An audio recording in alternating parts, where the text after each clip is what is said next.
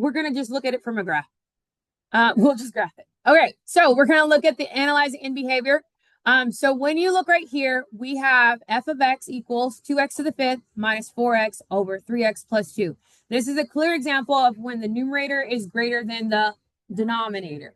Because the numerator is greater than the denominator, we automatically know that there is not a horizontal asymptote, okay? Just because there's not a horizontal asymptote, it has nothing to do with anything about a vertical asymptote. What does matter here in case of a vertical asymptote is paying attention to your numerator. In the case of not your numerator, your denominator here, when I set this quote unquote not equal to 0, right? Can I get a value? Is there a value that's going to make this true where it cannot be equal to 0? The answer is yes. Okay. And that's because a lot of times we forget that when we say the rule of, oh, you can't take the square of a negative, that only applies to when it's a square. In this case, I wouldn't be taking the square of a negative. I would be taking the cube root of a negative, right? And cube root can be negative or positive, okay? So when you are mindful of that, I no longer have the screen on. I feel like someone's out to get me right now. Try this again. Don't be a quitter, guys. Don't be a quitter.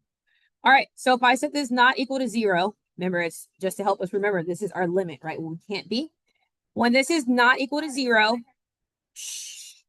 I would be subtracting 2, and that would give me x to the third equals -2, right? I would be taking the cube root of this, not the square root, but the cube root. And you can have a negative underneath a cube root. This is a questionable 3, I know, but that's the best I can do right now. So now we have x cannot equal the cube root of -2. And that's where my domain restriction is. Does that make sense? Okay. That's for your domain. This is asking us to describe our limit as our function is going forever to the left and to the right. So we're asking about our in behaviors. This right here would be an asymptote, a vertical asymptote. And that's when I'm asking as I approach A, right? But when it says what's happening infinitely, that means you're looking at, is there a horizontal asymptote or is there something creating difference in my function? So we're going to look at it graphically. So to get to my graph, did y'all notice I put a little tabby there for y'all? Little icon, you just click on her. And it comes right here.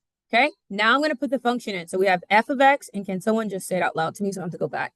Equals, what's my numerator? Yeah, the original. 2x to the power of 5 minus 4x x to the power of 3 plus 2. All right, so I don't like using the fraction. I hate using the little keyboard. So I typically put my numerator in parentheses so that I can use the forward slash, and then therefore it automatically gives me a fraction without me using that little button. So here's my function, right? So if you look here at this function, notice that as we solved, they were like, oh, there should be an asymptote taking place, right? Now we thought it would be at negative square root of 2, which is a very, very, very, very tiny number. But when we look at this graph, what do you notice? It's continuous. Okay. And that's what, when I talked about the numerator being greater than the denominator, when it's by 1 degree, that's when we're going to have that slant and oblique. When it's by more than 1 degree, what typically is happening is that it has filled in the gaps for itself. Okay. And it's very hard to explain, just in the sense of when you look at the table, you can analyze it from there, but I want us to put in that value that we found. So we said now I have to open the little key thing. Nope, I'm not. Well, I'm gonna be smarter than the computer. -2 to the 1/3, because I don't feel like opening it. So we were correct. What does it say when we said our answer was undefined? Did we not say that there is a problem at the square root? Yes, that problem is still there, okay? Even though we cannot visually see it, that problem still exists in this graph.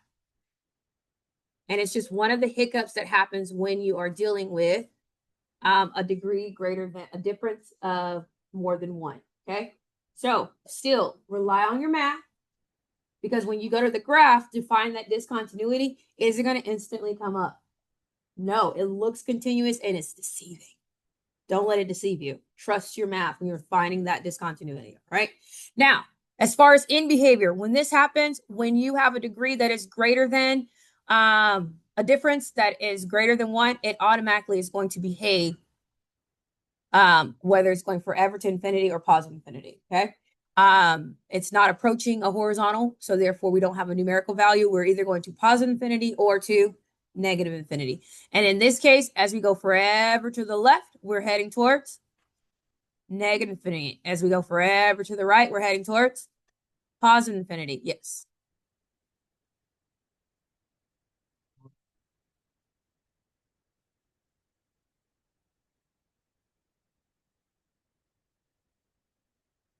Prime time to ask. You gotta wait now. You weren't in a rush earlier.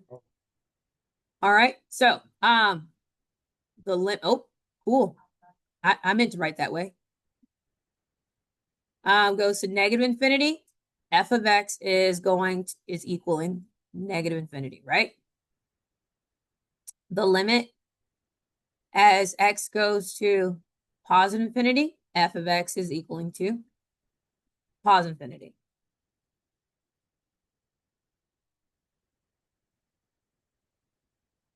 Is there a way to see this by looking at them? Yes. So the way to see it is by looking at your leading terms. So if you look at your leading terms, they're both odd. So because your leading terms are odd, you know that they're going to be doing opposite behaviors. And because they're positive, you're going to follow the regular rule of an odd function, right? If I'm positive, my right side is going to be going to positive infinity, right? And then because I'm odd, we're going to be doing the opposite behavior. Yes? So you can still see it without it, okay? All right, so let's talk about this one. So here we have 3x minus 5x to the 4th over x plus 2. Looking at this, we know that we have a discontinuity, correct? So in the denominator, remember, quote unquote, we cannot equal 0, right? So what value would make us equal to 0? It would be negative 2, right? So we know that there is some type of discontinuity at x equals negative 2, okay? Now let's look at the graph and see how this comes to life.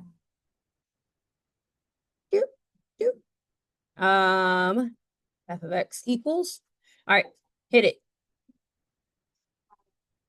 3x minus 5x to the 3rd, 4 over x plus.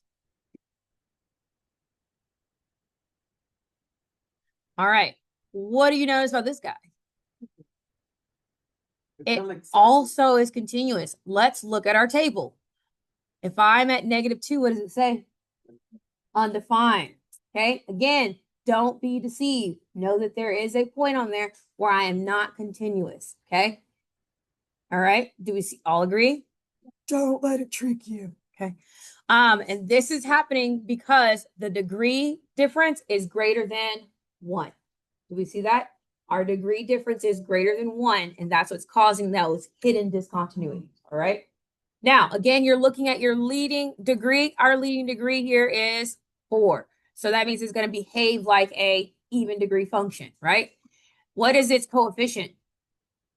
Negative. And so it's going to behave like whatever that leading degree is. So if I'm a 4th degree, I'm going to have even behaviors, right? So I'm either waving my hands like I don't care, or I'm shimming on down, right? And because I'm negative, I am shimming on down because my right side is going to be going down. Therefore, my left side is going to be doing the exact same thing. Okay. So looking at that leading term is going to tell you those in behaviors. Make sense? All right. So those are like what I like to call the sneaky discontinuities. But do you see how they're sneaky? Yes. And how it could throw us off a little bit, right? Okay. Are we going to be fooled? No, we will not be fooled. We will not.